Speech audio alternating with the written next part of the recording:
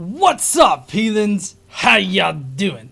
Tonight we are going to be taking a look at this Saints Unscripted video where we are going to be looking at Joseph Smith's past and I guess kind of his history leading up to his founding of Mormonism. We'll probably go a little bit farther than that. I have two very special guests with me tonight that we are going to meet here in just a few minutes. But the video is going to be the Saints Unscripted. It's just one guy in the video, but he's going to be defending Joseph Smith against the charge of being a con man. And so we're going to examine that tonight. And if you're interested in that, then I hope that you will stay tuned. All right.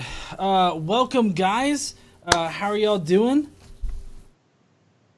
Great. Excellent. Thanks for having me. Nice. Me as well.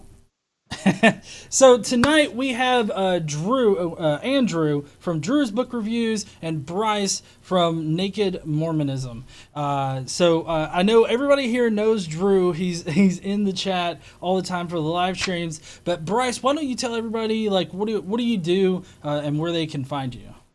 Yeah, for sure. So I was a Mormon born and raised in Utah, and after learning the history, I decided to make a podcast about the serialized history of the church and Joseph Smith's history, and I put that into Naked Mormonism podcast, and that has led me to study an in-depth the history of Joseph Smith and early Mormonism and find out some very startling and interesting information that I hope that we can maybe scratch the surface of tonight. But needless to say, I'm really excited to do this because Saints Unscripted has, it's been a little bit of a thorn in my craw for quite some time. Well, Andrew, what do you think about Saints Unscripted? I haven't watched a lot of their videos, but the few that I've seen is, they're typical pro-Mormon apologist type YouTube channel talking about Mormon beliefs and this and that. And, if you were to ask me, 5-10 years ago, I would have thought they were, awesome. Now I'm thinking you guys just don't understand what's really going on in your own religion. Mm-hmm. Yeah. Yeah. I've been keeping a close eye on them. I first covered them back when they were still the Three Mormons. So I've been covering them for a while and keeping an eye on them. They've got a lot of great videos out there. Great as in oh wow, I can't believe they made that. Like they made one that was the craziest Mormon beliefs, and some of the crazier things didn't even pop up on the radar for them. So it's quite interesting to see how they view their own religion. And I feel like this video that we're about to watch is really going to hit home on that, how much they believe in what is being told to them. So what we're going to do tonight is a little bit different. We're going to watch the video all the way to the end. It's only 5 minutes long. It's very short, to the point, and then we're going to discuss this in sort of like a discussion roundtable kind of fashion. And I'm on the outside of this, and that's why Bryce and Andrew are here, because they know this shit a lot better than I do. Because I've only read books, whereas they're both ex-Mormon. So let's go ahead and watch the video. You guys should be able to hear it. If you can't, let me know, and I will fiddle around with things and make sure that you can. Critics of the church comment, how can you believe a convicted con man like Joseph Smith was a prophet of God?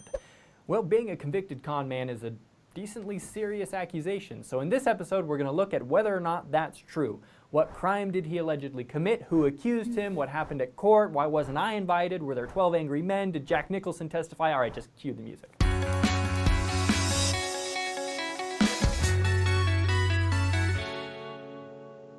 In a past episode about seer stones, we touched briefly on how Joseph Smith dabbled in folk magic-y stuff as a young man. Lots of people did it. It was a pretty normal thing back then. They didn't even call it magic. It was just part of their culture. Anyway, watch it if you haven't, but the notion that Joseph was a convicted con man usually stems from Joseph's experience using a seer stone to try and help a man named Josiah Stowell find buried treasure. Here's what happened. Joseph Smith was known in his community as someone who could use a seer stone to find lost stuff. In the spring of 1825, a guy named Josiah Stowell heard about Joseph and approached Joseph with a gig to help him find a lost silver mine. The 20-year-old Joseph Smith worked with Josiah for less than a month before persuading Josiah that it just wasn't working out. In March of 1826, either Josiah's sons or it could have been his nephew, we're not quite sure who it was, charged Joseph with falsely pretending to discover lost goods, which fell under the category of disorderly conduct at the time. And so Joseph appears before Justice of the Peace Albert Neely. Here's the problem. There are several different accounts concerning the outcome of the case. Some sources claim Joseph was found guilty. Some say he was acquitted or discharged. One even says he was guilty but allowed to escape. Another says it wasn't even a trial, it was an examination or a pre-trial. So we have conflicting accounts, but there is no official court documentation of any conviction or guilty verdict, which I'm sure the critics are totally bummed out about. Thought you were done? Okay. All right, well, take your time. That's fine. All right, that's fine. If we consider Joseph Smith innocent until proven guilty, as we should, then he's totally innocent. Not guilty. But as you make up your mind about what to believe, we've got one key witness in the Josiah Stowell case that can't be ignored, whose court testimony is corroborated in both friendly and critical accounts. And the witness is Josiah Stowell. Now, according to Gordon Madsen, a lawyer who's an expert in this stuff, if Joseph is being accused of swindling Josiah, then of course Josiah is the victim here. He's the only one who would have lost any money, and he's therefore the only person with a legal basis to complain in the first place. So Josiah Stowell, also known as Deacon Stowell, takes the witness stand. A guy named William D. Purple was at the trial and took notes on what happened. According to his account, Justice Neely soberly looked at the witness and in a solemn, dignified voice said, "Deacon Stowell, do I understand you as swearing before God under the solemn oath you've taken that you believe the prisoner can see by the aid of the stone 50 feet below the surface of the earth as plainly as you can see what is on my table?" "Do I believe it?" says Deacon Stowell. "Do I believe it? No. It's not a matter of belief. I positively know it to be true." So we've got Josiah's nephew dragging everyone to court. The nephew says, "You ripped off my uncle." Joseph says, "No, I didn't." And Josiah says, "No, he didn't." Logically, the Purple account ends with this statement: "It is hardly necessary to say that as the testimony of Deacon Stowell could not be impeached, the prisoner was discharged, and in a few weeks he left the town." That, to me, is the most important aspect of this whole situation. Now, Gordon Madsen also brings up several other great legalistic points. If Joseph had been convicted and sentenced, Justice Neely would have been required to file that sentence with the county clerk's office, complete with his personal certification. No such record exists. Madsen says an argument could be advanced that the absence of the many formalities shows that Justice Neely, knowing that he acquitted the prisoner, also knew that there was no need to formalize a record. Also, fun fact, at this time Joseph Smith hadn't even recovered the record of the Book of Mormon yet. Nonetheless, Josiah Stowell later joined the church and remained a faithful member for the rest of his life. Maybe I'm crazy, but it just doesn't seem like Josiah, the key figure in this case, felt duped in any way. Now, there's a lot more that could be said about this case that I haven't had time to cover. Check out the article on our website for more information. Also, I'll include links. Okay, so that's pretty much it for that. As you can tell, they've got plenty of excuses as to why he's not actually a convicted con man.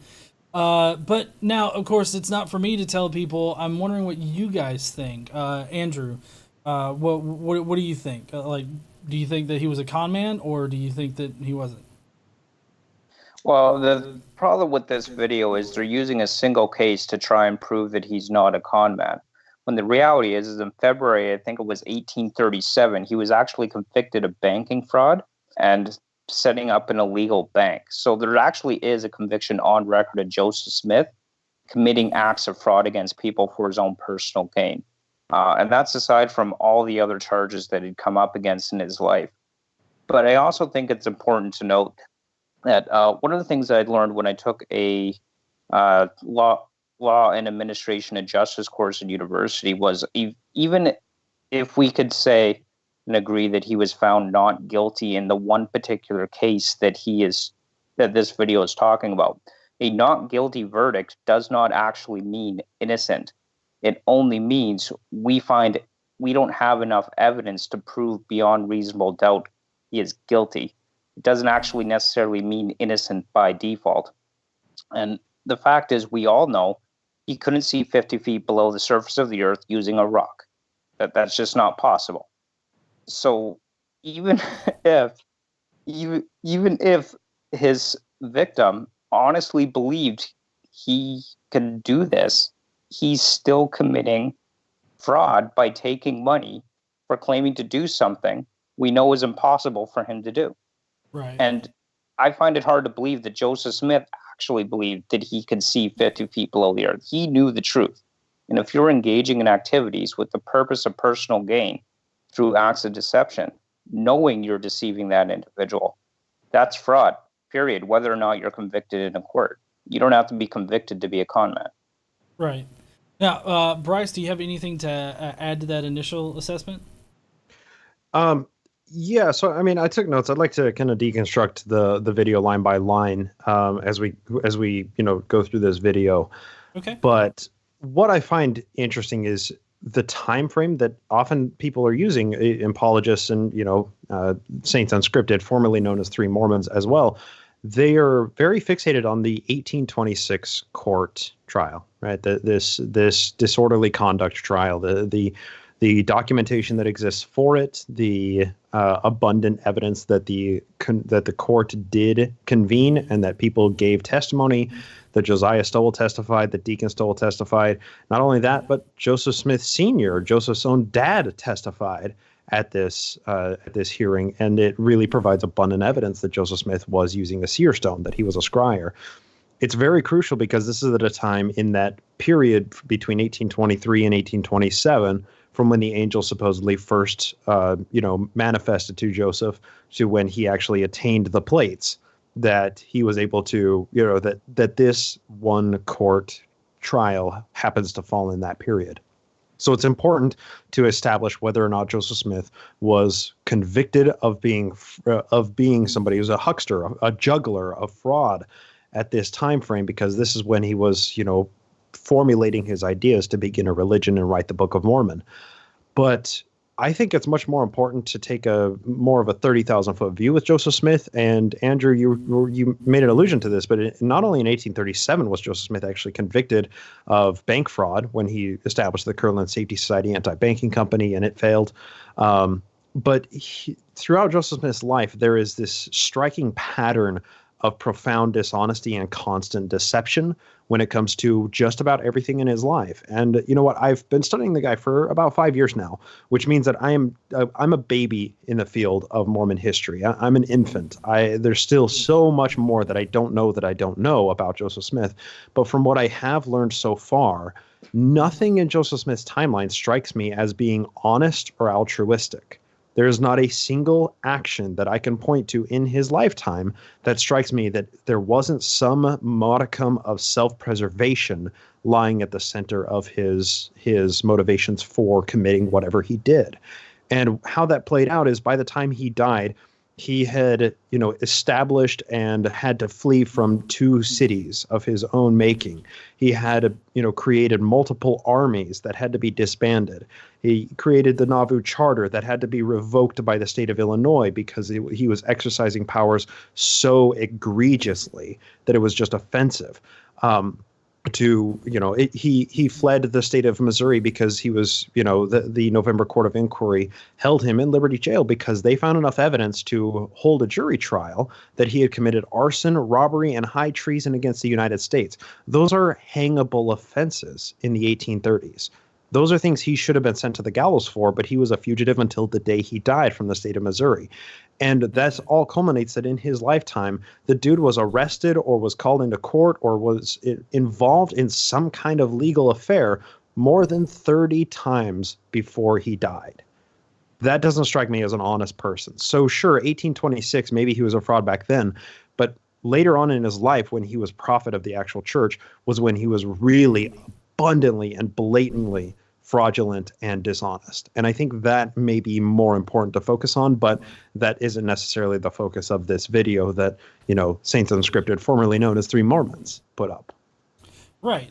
And so you mentioned wanting to go through it line by line, and I took notes as well. And so the thing that really strikes me the most, and maybe this is just me, but the description of what got Joseph Smith in trouble in 1826 is eerily similar to how he found the Book of Mormon in the woods. And so I'm wondering if you guys can elaborate on like what exactly did he get in trouble with in 1826, like prior to being touched by the three Jedis of Mormonism. What was his life like? Like, because he was some kind of treasure hunter or finder, and so I'm wondering if you guys can describe that. Whoever would like to go first. Well, I could definitely go over a little bit about what I was taught about it. I don't think I've done as much research into Joseph Smith history as Naked Mormonism here, but what I was taught about Joseph Smith history is that he was just a normal kid that suddenly got a vision from God. And I'd heard rumors about him being a gold digger. And while I was growing up in the church, and that was always just written, I was like, don't listen to that stuff. It's not true. He never dug for gold. That wasn't who he was.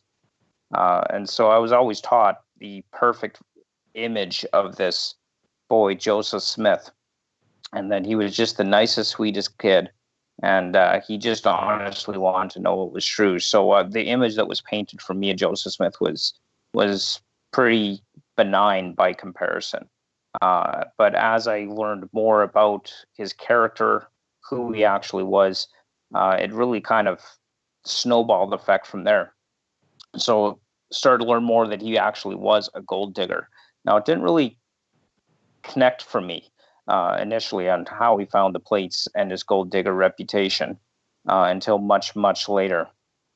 But definitely he was painted as this good kid that just wanted to do what was right. And it was alluded to that even Joseph Smith had talked about the kind of trouble he would get into, but then it was quickly squashed with the idea. It's like, oh, it's just normal, growing up, being a boy kind of trouble. Nothing terribly bad. And so the church was very, very big on squishing that idea that he was a person who was causing a lot of trouble outside of the normal antics of a 14-year-old boy. All right, Bryce, now, do you want to kind of describe what he was actually like prior to the founding of Mormonism? Yeah, the truth of the matter is we just don't have a lot. There's not a lot to go on. Most of what Mormons today believe about Joseph Smith's early life comes from a scant couple of pieces of information recounted by his mother a year after his death, which would place this at, anywhere from, considering his early life prior to when he, became in the public light, when he began his treasure digging. That would be the first 12 years of his life, first 15 years of his life that we have one source for, and it's his own mom. And of course, she paints a slanted picture that shouldn't surprise anybody.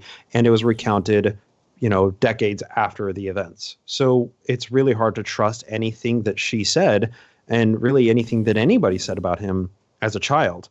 When we do see Joseph Smith, when there are other corroborating accounts about Joseph Smith, where they begin to come into play is when he begins his career in treasure digging, and the entire esoteric arts of occultism, and using the faculty of a Brock in order to manipulate and understand the world around him.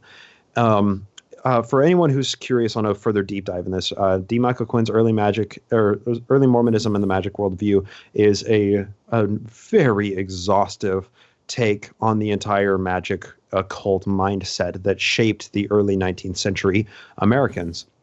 And even B.H. Roberts, for historian of the church, some would argue the greatest historian the church has ever had, said that it's scarcely believable that somebody growing up in New England wouldn't be influenced by the magic worldview. And he said that at the turn of the 20th century, right? So Joseph Smith, when the first accounts that we have of him from outside sources other than his mom are not good. they don't paint a very positive light. They paint somebody who is constantly drunk, somebody who is brawling with the neighbors, somebody who can't hold down a job, and somebody who is using seer stones in order to dig for buried treasure. And one of the great uses for, digging for buried treasure is you would occasionally find buried treasure that you buried yourself. It was a way to basically launder counterfeit money. You would create money that looked, like gold coins, then you would bury it, and then you would have a squire who knew where it was that would find the gold coins, would find the buried treasure, and then suddenly you and your merry folk of treasure diggers have some money to live off of, right? So it's important to understand that the entire culture of Joseph Smith was one that was moved and shaped by people who were using seer stones, people who were using divining rods, using these things that we consider laughable, especially as skeptics today, but that some active Mormons and Mormon historians and archaeologists use to this day in order to locate the Temple Zarahemla in a random field in Iowa, right? So was Joseph Smith a fraud? Sure, that's a great question. If we just view his early life and those early contemporary sources of his neighbors, of his fellow treasure diggers, of people who had business contracts with him, yeah, he's not trustworthy. He was a constant problem for society. He was getting thrown out of places because he was drunkenly brawling with people. He was not a good guy. He was an asshole. As simple as that. So it's my understanding that his folk magic that he would employ had him take these stones, put them in a hat, and then put his face in the hat, and then see, I guess, through the hat and into the ground so that he could find the gold. Would that be an accurate description? Yeah. Yeah. Okay. That's how we translated the Book of Mormon, or so we claimed. Although the church denied that, that's how it was done for a long time. And finally had to admit South Park had it right on that one episode. And I love in this video, it showed all these drawings. Like, I don't know about you, Andrew, but growing up in the church, I always saw pictures hanging up on the wall of Joseph Smith studiously with a quill and with the glasses and with the golden chest plate. I mean, pulling up the pictures that we see now. I never saw pictures of a stone and a hat, but here we are. This isn't necessarily official church videos or anything, but this is something that is done with the church as a benefactor of Saints Unscripted. That stuff right there is yesterday's anti-Mormon lies that now today is well-cited church history by church historians. So yeah, it's interesting. Every picture Joseph Smith ever saw was always him translating in the initial story, sitting at the desk with the gold plates and a veil between him and his scribe, translating and writing it down, which we now know is completely false. And, I had to laugh. I laughed when the church came out and finally admitted that that's not how it worked. To me, it was just too funny that South Park, a cartoon that's not exactly has a reputation for, nice, respectable commentary, got it right. And I just found that absolutely hilarious. Yeah. And people were being excommunicated from the church for that up until just, half a decade ago, right? Yeah. Yeah, they absolutely were. I mean, I myself was threatened with excommunication when I challenged the narrative, which is one of the reasons I ended up leaving, because I challenged the narrative. And it's insane what people... It's funny to me that the church is being forced into a position to admit a lot of the truth about their history. And I think it was Ballard, one of the current apostles, might have the wrong one, but he, sometime in the last year, I think it was, he's been quoted as saying, and I believe he said this at one of the church's conferences, is I have a problem with historians because they have a tendency to tell the truth, and the truth isn't flattering. Well, especially not for Joseph Smith. Definitely not for Joseph Smith. Most definitely not. Yeah. So prior to his 1826 arrest and whatnot, you have Joseph Smith. He's walking around the woods with his face in a hat, claiming that he can find gold, and he's working for this guy trying to find some kind of mine, right? And then he gets caught, or not caught, but he gets it's like the nephew or something like that had him arrested for fraud, and he actually went to court and everything like that. Now, what I've found through not only David Fitzgerald but some other sources is that there are actual court documents that say that he was convicted, and I'm kind of curious what y'all's thoughts are on that particular thing. I'm not surprised. Not surprised at all. Growing up in the Mormon church, I was always told that all the charges were trumped up fake charges against Joseph Smith. That they never actually talked about what the charges were. It was just always, oh yeah, fake charges. But no one ever actually said what the charges ever were in any case. Really not surprised that he was in fact convicted. And I'm not surprised that Saints Unscripted disputes that, because their source is Fair Mormon. Like literally everything they said came from the Fair Mormon website, based on my own little research there, which is a well-established apologist group for Mormonism. So I'm not surprised there. And, you know, he would go on to be convicted numerous times on many other charges. Like, that was just his character. Yeah, so there's kind of a lot to tease out with the 1826 trial. Notably that it was not Josiah Stowell who entered the complaint, that it was Josiah Stowell's nephew, most likely. That there are multiple sources that claim different outcomes for it. I think the universally accepted one by historians now is that he was granted leg bail, because essentially, I mean, come on, the dude was, like 22, 23 at the time, right? He was a punk. He was a drunkard. He was somebody who had no future, no prospects ahead of him, and he had no money to pay debts, to pay bail, to pay anything.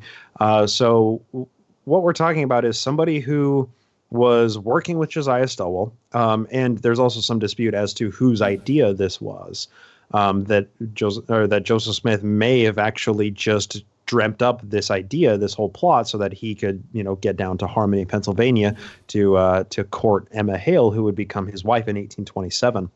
But there is some dispute as to whose idea it was, who thought of the treasure or the silver mine. And Josiah Stowell eventually said, yeah, sure, I'll hire you. Let's do it. And, Josiah Stowell was a wealthy guy. He funded the trip of the treasure diggers, including Joseph Smith Jr., Joseph Smith Sr. I believe Hiram Smith was also involved. There was a whole group of people that were, residents of New York and neighbors and friends of the Smith family. So Josiah Stowell funded the whole thing with the expectation that he would get the majority of the profits from funding this treasure dig. This was not uncommon in the time, right? So Josiah Stowell represents a guy who was lost in a sunk cost fallacy, right? When it came to this court, if you read the William D. Purple recounting or transcription of the court documents, there's a number of people who testified on behalf of Josiah Stowell that Joseph Smith was a fraud, and people who testified on Joseph Smith's behalf that he indeed did have the power of discernment and using scrying and seer stones, including his own dad. And Josiah Stowell was somebody who testified in behalf of Joseph Smith when the complaint was for Josiah Stowell, that Joseph Smith was defrauding Josiah Stowell. So as it all comes down to it, if you're a judge sitting on this court and you have somebody's a kid or, a teenager or whatever, maybe in his 20s, who says, hey, I think this guy is defrauding my uncle. And then the uncle goes up on the stand and says, no, he's not defrauding me. I believe that he can actually see, things beneath the surface of the earth. You don't really have any evidence to convict Joseph Smith, right? There's not really anything that you can go on, because it's more his word against his word. And his word is the person who was alleged to have been defrauded in the first place, and he testified on behalf of Joseph Smith. So because there was no conviction, that does not mean that Joseph Smith was not defrauding this guy. It just means that Josiah Stowell was under Joseph Smith's spell, just like 12,000 other people were before he died, right? Mm-hmm. That shouldn't be surprising. Right. Would you guys agree that it's a lot like the televangelists that you see today, targeting people and getting them to donate their money and their time and everything, and, telling them, oh, donate $1,000 and you'll be cured of cancer? Do you feel like it's sort of similar to that? I think in a lot of ways, Joseph Smith was worse. I mean, you look at Warren Jeffs, who's currently in prison for his little cult that he had running down there of fundamentalist Latter-day Saints. And he's living Warren Jeffs is more like Joseph Smith than any modern day televangelist. I mean, they're both bad. They're both bad, plain and simple. But I think Joseph Smith was a lot worse. He went out of his way to defraud people, manipulate them. He used threats.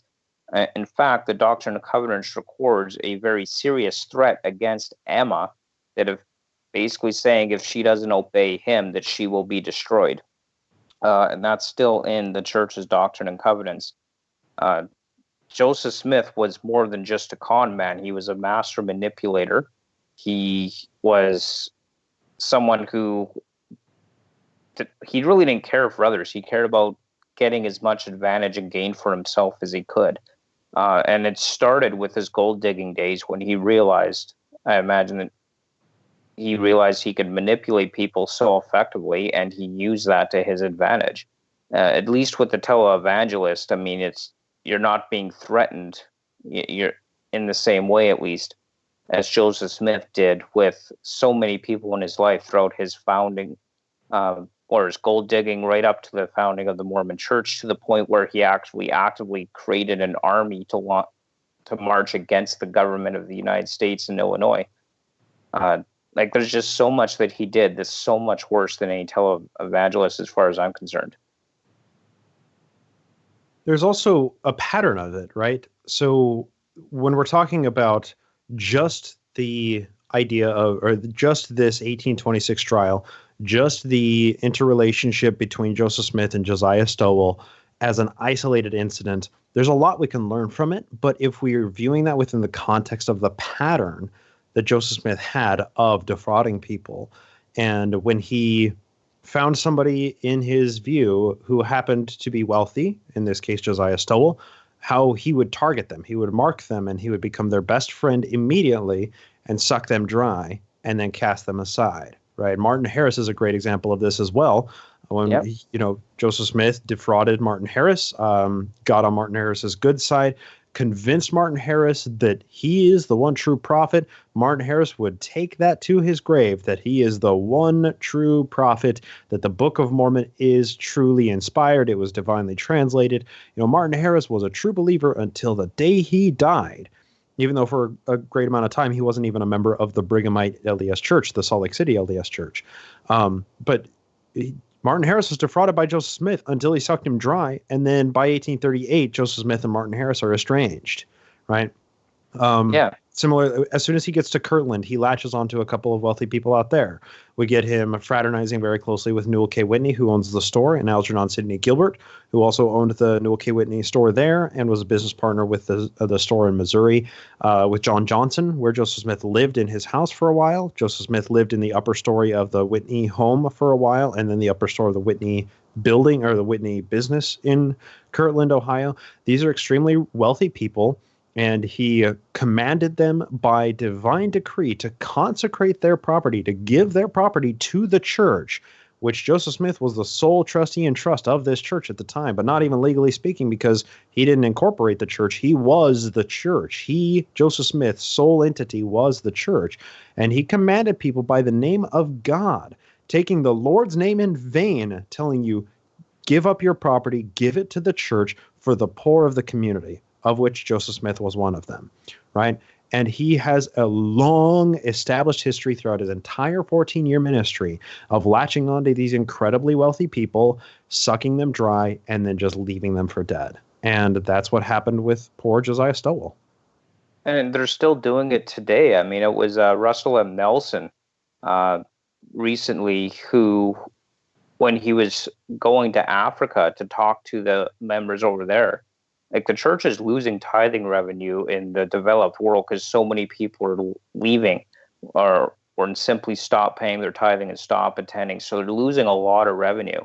And recently he even went over to Africa and told the people who literally have nothing that they're starving and poor and living in poverty because they're not paying their tithing to the church, which is just an absolutely reprehensible, disgusting thing to say as far as I'm concerned. Joseph Smith took everything, and then we got people like the church leaders like Russell M. Nelson now telling people who literally have nothing that it's their own fault for being poor because they didn't give their money to the church. It's disgusting. And when I was leaving, I'd said numerous times, I don't care so much what the church was as what it is today. And what it is today shows that they're almost as bad, if not just as bad, as when they started.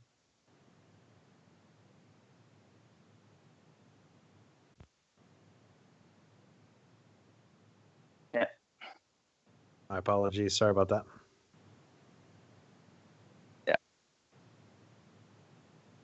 It's just the idea of going after the poor because you're losing money from people who actually are starting to know better. Like that sickens me, that very idea.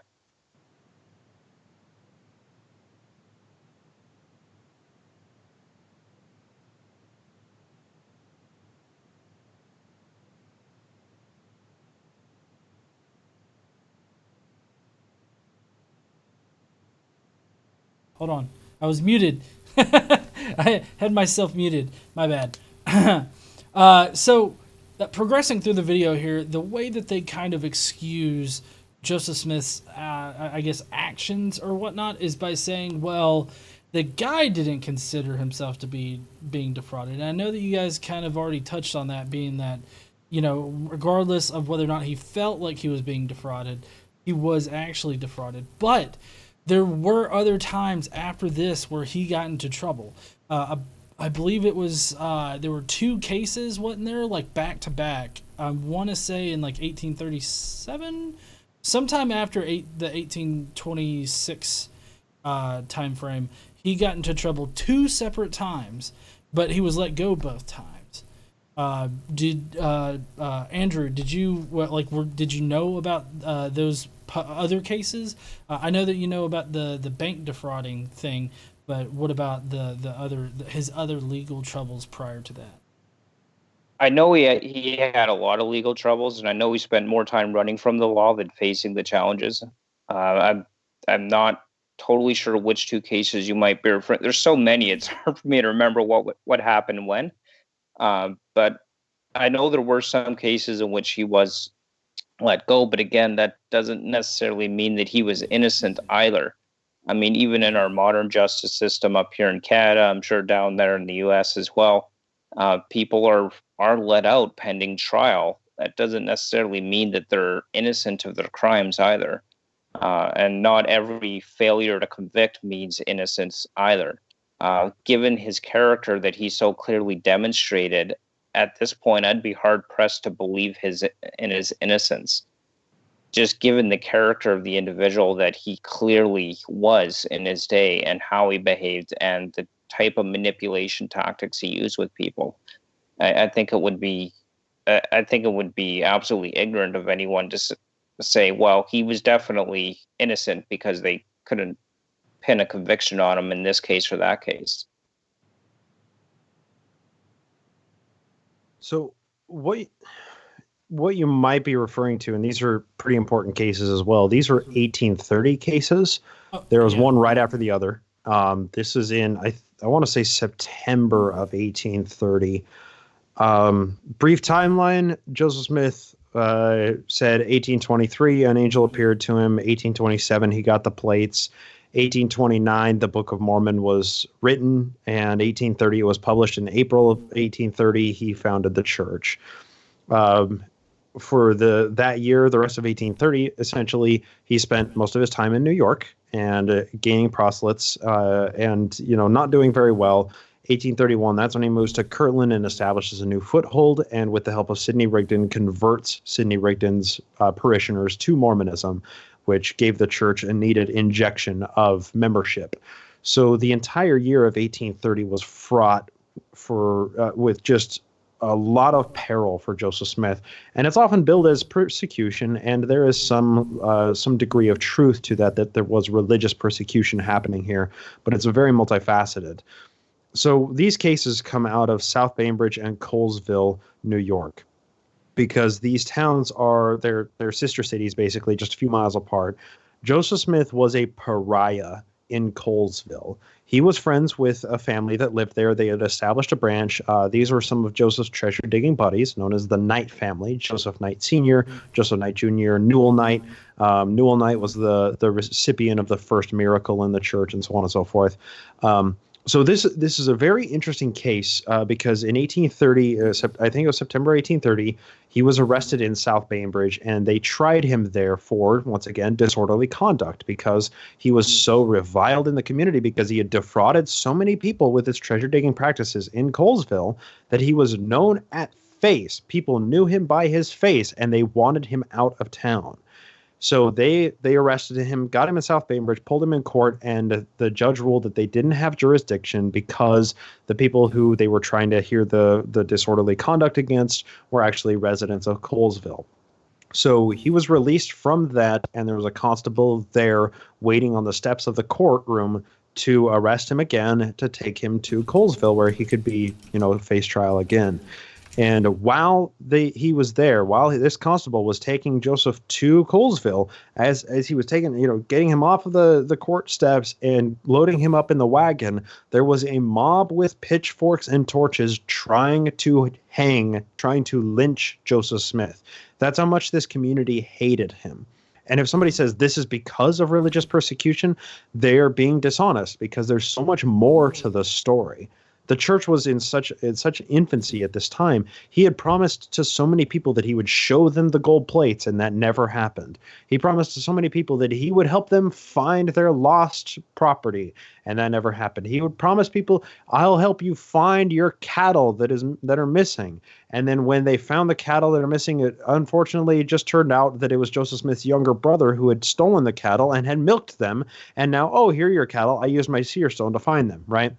He had a horrible reputation in this community. So when they got him arrested in Colesville, and as the constable was trying to take him out and get him away from this mob who was trying to kill him, one of the wagon wheels broke, and he feared for his life because he fell out of the carriage and thought that he'd get dragged off by the mob. But the constable was quick on his feet, got Joseph Smith back up in the carriage, was able to push off the crowd for long enough to get the wagon wheel back on, and got him to a tavern where the constable had to sleep with his feet against the door of this tavern, of this inn, so that he would make sure that nobody would push in and drag Joseph Smith out in the middle of the night and lynch him there, right? This guy was hated.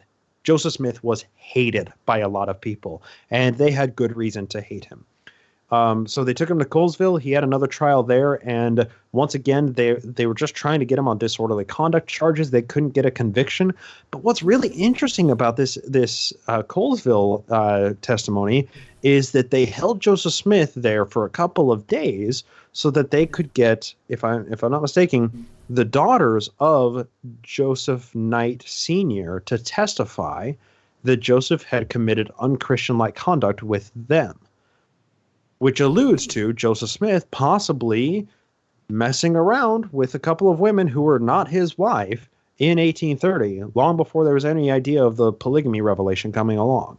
Of course, they testified that he had been perfectly nice to them and that nothing ever happened, but it is definitely an interesting detail. So, yeah, I mean, those are just two examples that establish and and substantiate this pattern that he's a dishonest guy, and people wanted his head on a pike for good reasons. Sorry, I had to make sure that I was unmuted.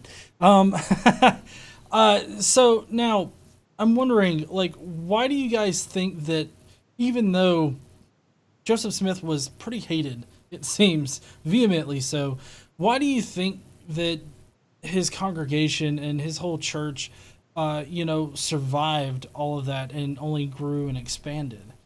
What do you think, Andrew?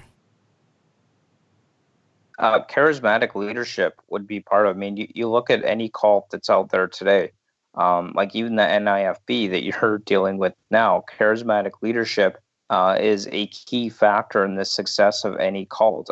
We see this in many different cults that have happened, like Heaven's Gate cult several years ago had charismatic leadership. And I think that is a key component of it. And also, when you successfully convince people to hand over everything to you, those people become so dependent upon you for their needs that they have nowhere left to turn to or to go. So not only with your charisma, if you drag them in, you've now taken everything from them, and they are now dependent on you. They have to go to you to just have their needs met and taken care of. And as a result of that, and we see this in the recruitment tactics of many different cults throughout history. It's those people, the cults kind of, maybe not directly, they don't come out and say, if you don't do this, then that, but they develop this culture, this mentality within their people that they have to bring more people in if they want to have any hope of survival. And so you effectively turn the people you've manipulated into your own recruitment force while fostering this mentality of dependence upon the cult and the cult leadership for your very survival, for your food, your housing, clothing, and everything that goes with that. And then, of course, as these people start having their own kids, their kids start having kids, that kind of helps it to grow in that sense. Given the climate of the revivalist climate of the early 1800s, it's no surprise that he was able to actually establish, a church. There's so much revivalist, so many preachers were coming up and establishing their own congregations and churches, and it's really no surprise that he was able to do that in that climate. But it was that charismatic leadership and that cult-like mentality where you take everything from them and foster dependence upon the cult for survival that I think is probably key, that helped it survive and not just disappear into the annals of history.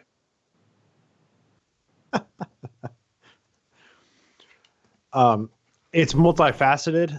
Joseph Smith was not a very well learned man. He didn't have a whole lot of them book learnings, but he was damn smart, and he was smart enough to realize how important it was to surround himself with smart people who were smarter than him, but who, like Andrew, you're saying, who would swear fealty to him, who would become reliant upon him, dependent upon Joseph Smith to satisfy or fulfill some kind of need. And Joseph Smith was able to do that. And the most important part of this and everything that we're discussing today, and what you will hear Mormons talk about so often today, is persecution. Persecution is fertilizer. Too much of it snuffs out any religious movement, but just the right equation, and you have to have persecution in order for a religious cult to thrive. And Joseph Smith just had the perfect equation. He was just lucky enough to fall ass backwards into that right set of variables that he was successful. It's remarkable. Persecution complex is huge in Mormon culture, just massive. They love talking about, the saints were so persecuted. The saints were persecuted, and it's constant pounding in there from your first church lessons from the day you're born. I've noticed that about a lot of cult-like groups out there, is that they really play heavily off of the persecution. Like, we're going to be persecuted for this. And then they see things or they experience things that they are told is persecution. And so it just makes them feel even more correct. I mean, Did you guys ever feel that, like, when you were Mormons? I know I did. Often I had heard within my Mormon upbringing, Joseph's prophecy of his name would be had for good and evil throughout history and throughout all generations of time, and that he would both be evil and good spoken of. And, we know he must be a prophet of God because he's going to have haters on every side, and that fulfills his prophecy right there. Well, I don't know about you, GE, but I mean, if I was running around causing the trouble he had and managed to gain religious followers, I could probably safely say that people both love and hate me. Yeah, and that God would send the weak things of the world to confound the mighty, and all these platitudinous scripture references that seem to play perfectly into just about every cult leader. It's really weird how ubiquitous these phrases apply. But yeah, like, you never hear the end of Holland's Mill Massacre. Oh, it was a massacre. Horrendous. 17 Mormons died. Yeah, I mean, it was a massacre. It was horrible. It was stupid. But they died as a result of Joseph Smith's actions. Directly as a result of Joseph Smith's actions. It was his army who aggressively attacked the Missouri militia. They deserved retaliation by the Missouri militia. That's what Hans Mill was. The extermination order, that was a long time coming for the Mormons as well. But when we consider that within the context of how much murder Mormons have committed in their history, especially in Utah, their persecution narrative is atrociously insensitive to how much bloodshed Mormonism has been responsible for. You know, I honestly never thought about that. Like the whole fact of how much bloodshed they have caused and how much, you know, how much history they have with causing that kind of thing. Which I was actually going to start to fast forward a little bit to the kind of, I guess, the controversy around the end of Joseph Smith's life.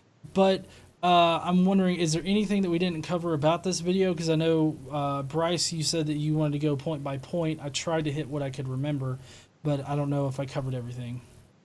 Oh, yeah. So there was the one quote from Deacon Stoll. It says, "I know whether the judge asked whether he can see, whether Deacon Stoll believes that Joseph Smith can see 50 feet beneath the surface of the earth." And he says, I don't believe it. There's nothing to believe because I know it is true. That right there speaks volumes to Joseph Smith's charisma, his like animally magnetic personality that people, you know, he was polarizing, but the people who loved him would willingly die for him. The people who hated him were trying to kill him, right? And then also one thing that I struck on heavily was the person making the video said that no such record exists of Joseph Smith's conviction in 1826. That's not true. That is a patently false statement. It is an argument from ignorance. No such record has been found, right? Because the only evidence that we had for the 1826 trial was the William D. Purple transcription of the case.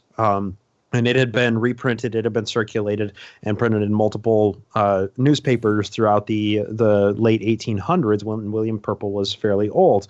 But we didn't find the actual Albert Neely docket book until like 1972, right? 140 years after this actually happened. So saying that this didn't happen, this doesn't exist, this document doesn't exist, is you should be wary of that every single time, because you can't say that that's an argument from ignorance. That is a fallacy. That's a logical fallacy. What you can say is no such record has been found as far as we are aware, because unfortunately historians don't have access to the church vaults. Yeah, I hear they keep those in a pretty tight lock and key. Yeah. They also like to excommunicate historians who dare to speak the truth. Yeah. Yeah, a long history of that. Yeah, I heard that from Andrew right there. I believe you had an actual like an uncle or somebody in your family got outed, maybe, or am I maybe I'm thinking about somebody else. No. Sorry, I'm thinking about Chrismer. Chrismer, he had a grandfather that was a historian in the Mormon Church. That's right. Sorry, Chrismer. I'm mixing up my Mormons. My ex-Mormons. Sorry. But so I was going to kind of fast forward to the end of Joseph Smith's life, because Mormons, they tell a very harrowing story about the end of Joseph Smith's life. And I'm wondering, Andrew, what were you taught, like, as a Mormon, like, about how Joseph Smith died? Well, when he was arrested in Nauvoo and brought to Liberty Jail before his death, I was taught that he had said the statements, you know, I'm going like a lamb to the slaughter, but I'm as calm as a summer day, or something like that, to the extent that he's boasting about, hey, you know, I'm not worried about a thing. I know they're going to kill me. Whether he actually said that or not, I don't know. I was told that he was brought to Liberty Jail on trumped up fake charges. I was never actually told what those charges were at all. I didn't learn what the charges were until after I had left the Mormon Church, essentially. The mob that killed him, I was told that they were a bunch of basically angry Mormon haters. I don't know I don't remember where I heard it, and I haven't verified it myself, but my understanding now is the mob was actually a mob of Mormons mad at Joseph Smith that ended up killing him. He I was told that when he jumped from the jail window, while the mob came in with guns blaring, that the storyline is that Joseph Smith jumped from the jail in an effort to distract the mob in order to protect his cellmates. So they really put this grandiose spin on it, this idea that he's doing some noble sacrifice by running from the mob because they knew they were after personally him. And by doing so, he was protecting his cellmates and sacrificing himself for his friends. And just all kinds of ridiculous stuff like that. And, you know, it was only later that I learned he was actually awaiting trial, as I understand, for treason against the state of Illinois for the very act of raising a militia and an army in an effort to basically fight off the government and assassinate the governor. And now when I learned that, I say, well, you know what? I think he got what he deserved when you take that kind of action. I mean, I'm not a fan of government myself in a lot of ways. I think there's a lot of problems there, but I'm not going to raise an army and march off to our capital and attempt to, you know, kill our leaders. I mean, that's just ridiculous. That deserves a treason charge. So the storyline behind what was happening in that situation was very much made out to make Joseph Smith look like this godly man who taken this heroic act, which we now know is a complete and total fabrication of the events that were actually happening. And I seriously doubt Joseph Smith calmly went to his arrest on his way to Liberty Jail. I seriously doubt that. All right, Bryce, do you want to throw in your thoughts here on the events surrounding Joseph's death? Yeah, I'll do my best, but we could be here for 4 hours. So, it's really fucking complicated. What led to his death? Suffice it to say, yeah, the dude had all the old Missouri charges hanging over his head of raising an army, an unsanctioned army, of, you know, colluding with Orrin Porter Rockwell to assassinate Governor Lilburn Boggs. He had his little polygamy ring going on. His, you know, many people would call it like a prostitution ring going on in Nauvoo. He was abusing every piece of power that he would get his greedy little claws on. He was lieutenant general of the Nauvoo Legion. He was mayor of the city of Nauvoo, and he was prophet of the church. So he was, in one man, he was these three separate pieces of power that need to remain separate, but he held all of these, and he just wore whatever hat he wanted to at whatever time when it would best suit him. All of this came to fruition that there were 7 Mormons who were high-ranking Mormon elites in Nauvoo who were so disenchanted and angry with Joseph Smith that they published the Nauvoo Expositor, which was just a document that alleged that Joseph Smith was practicing polygamy and doing other things that were uncomely of somebody who would be considered a prophet of God. Joseph Smith said, "We can't have that," and told the constable to burn, or sorry, the town sheriff to burn the the town marshal to burn the printing press down and to scatter the press and to burn all of the remaining copies in the middle of the street to send a statement. So not only did Joseph Smith have arson, robbery, and high treason hanging over his head from Missouri, but now he's committed an act of tyranny of silencing free press as a public official. So that is also treason. That is a treasonable offense. That is a capital punishment offense in the 1800s, and he was waiting trial for that to happen. That line that he's going like a lamb to the slaughter, there's enough evidence that he said that, but he said that on multiple occasions when he was taken to jail, and it just so happened that this time he was right. So good job, prophet. He can see the future. The people who killed him, I don't know if there were any Mormons in that, but they were Carthage Greys. They were the Carthage, Illinois state militia. Carthage was a hotbed of anti-Mormonism. Warsaw and Carthage were towns that were just barely south of Nauvoo that were dealing most with the effects of Mormon political power, because Warsaw itself, Carthage was in Hancock County, which is the same county that Nauvoo was in. So the Mormons were electing all of these Mormon government officials, and the citizens of Warsaw, of Carthage, of many of the surrounding towns are like, hey, we don't like these people very much. And now there are mayors. Now there are judges. Now there are justices of the peace. Now there are sheriffs and constables. We don't like this. So then the Carthage Greys marched to Joseph Smith's internment in Carthage jail, shot him dead like a rat in a cage, and I would argue that that was very, very justified given his history. Yeah, one interesting note with that whole printing press burned to the ground issue. I don't know about you there, Bryce, but what I was taught at that point was that at one point I was taught that printing press was publishing the Doctrine and Covenants, and that a mob had burned it to the ground, and that Fanny Elder, who happened to be Joseph Smith's 14-year-old wife, was turned into a heroine by rescuing the scattered Doctrine and Covenants prints from the mob before they got burned and destroyed. That was a story that I was taught growing up in Mormonism. So I love to hear this.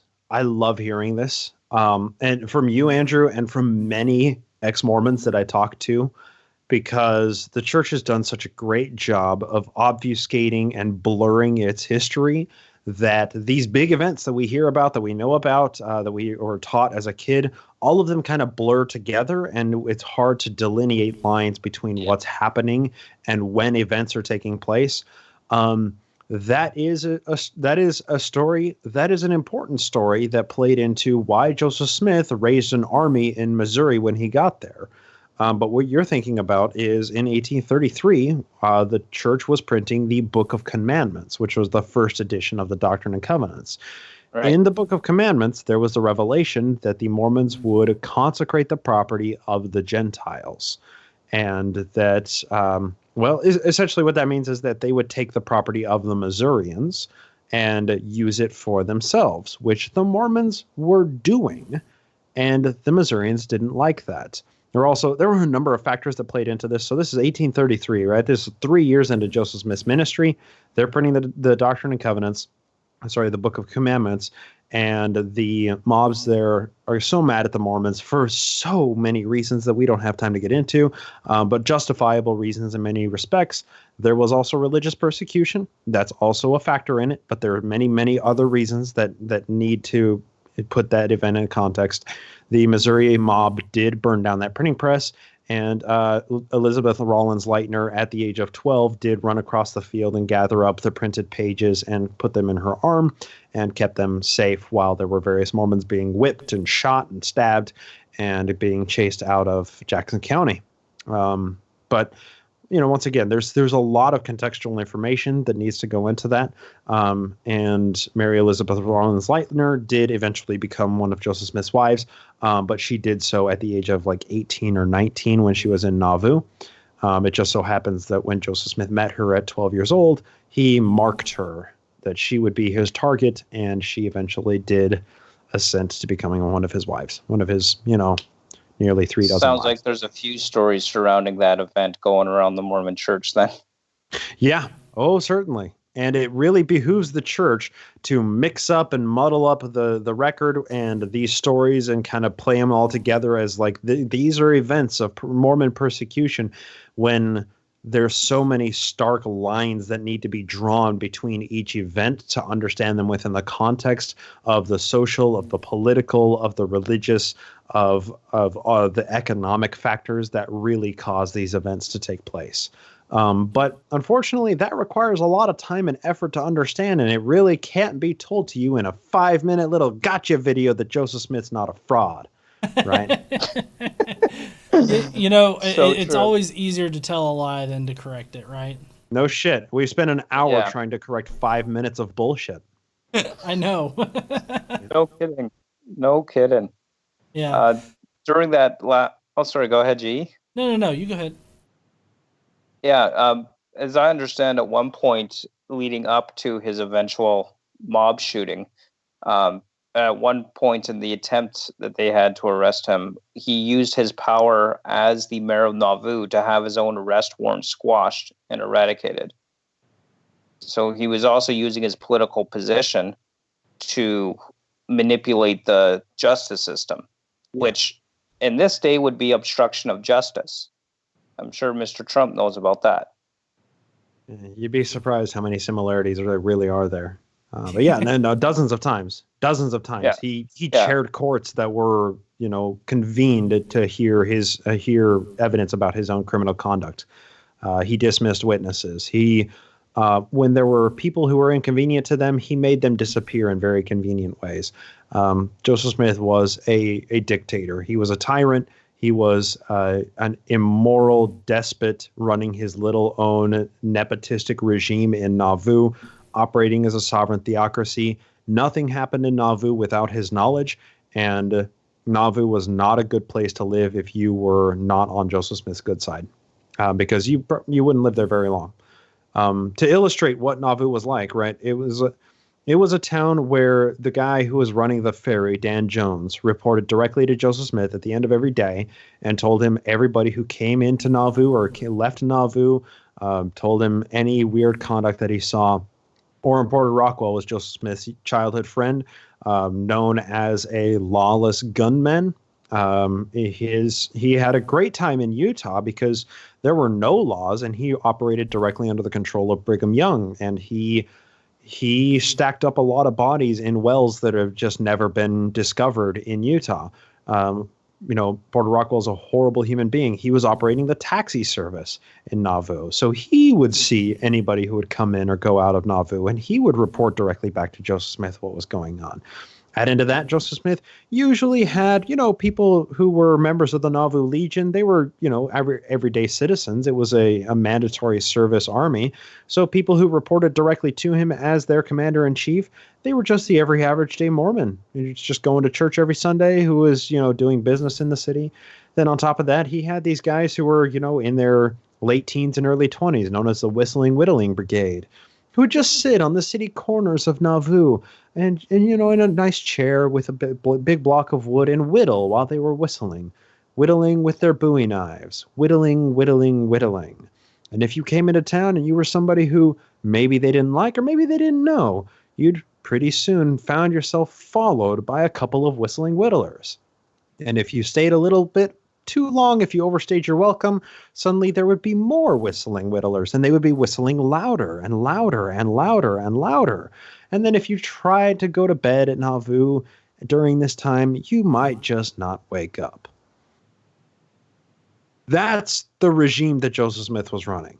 That's the real Joseph Smith, okay? That's not the Joseph Smith we learn about in church, and that's the Joseph Smith that the church has spent 175 years trying to hide away. Well, now they perfected it by having monthly spies come into your home to report back to the bishop and leadership. Yeah, They used to that call was it the Brigham home Young. teaching program. Yeah, that was Brigham Young that put that in place. The Mormon Reformation era. A lot of what we do today as Mormons all harkens back to the Mormon Reformation era, and a lot of people disappeared during that era. Yeah. I'm sorry to interrupt, but I can just imagine it now. Like you're standing there, and then all of a sudden you put your paper down, and there's like 12 people around you, and they're whistling so loud it's basically like they're screaming at you. And then you try to go to bed, and you hear a creak, and then out of nowhere in the darkness you just hear, "Sorry." Like I don't know. That just seems really, really creepy. Yeah. So if I can, I'm wondering if I can kind of sum up like a very overview, a good overview of what Joseph Smith was kind of like. And maybe you guys can tell me if I'm completely wrong or not. But basically, Joseph Smith started out with a couple of stones. He threw them in a hat. He claimed that he could see beneath the ground and detect gold and other treasures and everything like that. he gets in trouble for it, and he puts it down for a few months, and then he comes back doing the same shtick. He gets a top hat or a hat or whatever, puts stones in it, and he looks down. He finds the golden plates or whatnot, transcribes the Book of Mormon and all that kind of stuff. Starts a religion, becomes a mob boss apparently, and then dies because he's a dick. Is a very brief overview. I mean, is that pretty spot on? That sounds about right. Although I would say because he's a dick is an understatement. Yeah. No. Yeah, I'm But a if he was one, he asshole. was probably bigger than yours. So I know Andrew, he knows about the Daily Bible Podcast, but we do a podcast here with KC, or KC and I do the podcast, and I usually come up with very bad explanations of what we're going to be going through, and so I'm glad that was somewhat on target.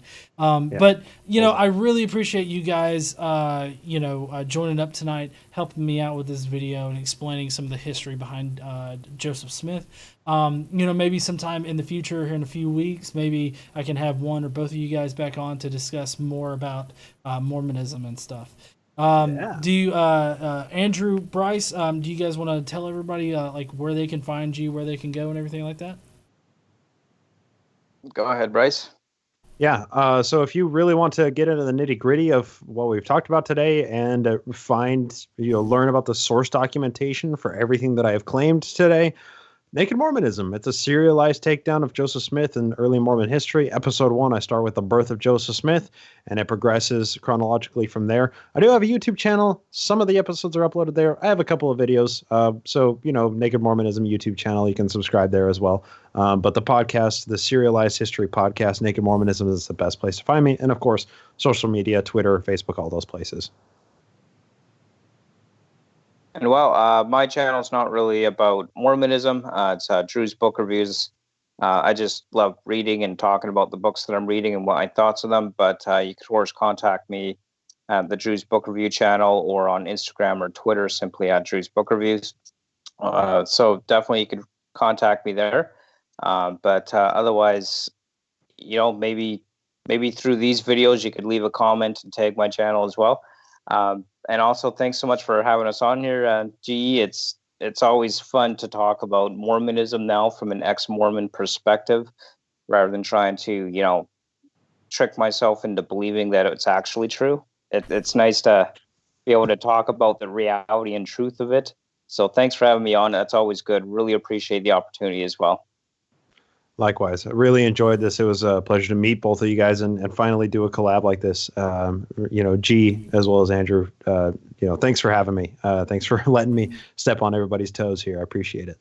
Oh, no. Trust me. I mean, I'm out of my depth on this particular one. I only know what I have read.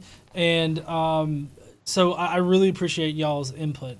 And of course, I've got both of y'all's links, I think I've got both of your links, Bryce, and I've got your YouTube channel, Andrew, in the description. You guys need to go there. I know on Bryce's website, he's got an email sign up. You guys need to sign up for that so you get notified of his podcasts. I know I'm going to be listening to his podcast. Drew, you can find Drew here like every Friday and Monday. I mean, as long as he's off work, he's going to be here. And so I appreciate you guys joining today. Everybody in the chat, be sure to go down there, subscribe to both of these guys.